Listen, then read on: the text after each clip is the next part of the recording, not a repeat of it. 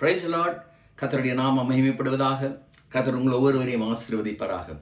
இந்த நாளிலே கர்த்தர் கொடுக்கிற வார்த்தை என்னவென்றால், கர்த்தர் உங்களுக்காக யுத்தங்களை செய்வார். நீங்கள் உபாகமத்தின் புத்தகம் 1 அதிகாரம் 30 வசனத்தை வாசிக்கும் பொழுது அங்கே 2 இடங்களை குறித்து நாம் பார்க்கிறோம். ஒன்று எகிப்தின் வாழ்க்கை, இன்னொன்று வனாந்திரத்தின் வாழ்க்கை.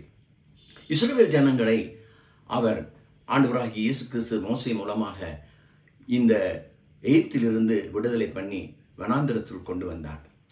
எகிப்திலே அவர்கள் 100% பாவங்களை செய்தார்கள். ஆனால் வனாந்திரத்திலே அவர்கள் பாவம் செய்தார்கள். சில நேரங்களில் தங்களை பரிசுத்தப்படுத்திக் கொண்டார்கள்.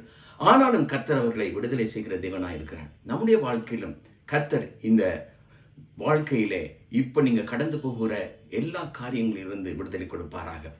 நீங்கள் என்னென்ன யுத்தங்களை சந்தித்துக் கொண்டிருக்கிறீர்கள்?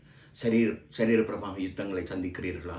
அல்லது பண விஷயமாக அல்லது கடன் விஷயமாக ஏதாவது ஒரு காரியம் உங்களை நெருக்கி கொண்டிருக்கிறதா?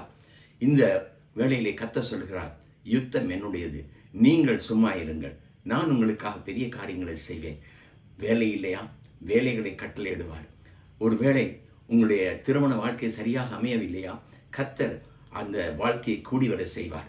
இழந்து போனவர்கள் திரும்ப கிடைக்கும். எதற்காக நீங்கள் கலங்கவும் பயப்படவும் வேண்டாம். இந்த நாளிலே கர்த்தர் சொல்கிறார், நான் உங்களுக்காக யுத்தம் செய்து ஜெயங்களை கொடுக்க போகிறேன். நீங்கள் ஒரு ஜெய கீதத்தை பாடி தேவனுடைய நாமத்தை நீங்கள் மகிமைப்படுத்த போகிறீர்கள். கர்த்தர் உங்களை ஆசீர்வதிப்பாராக. Thank you and God bless you.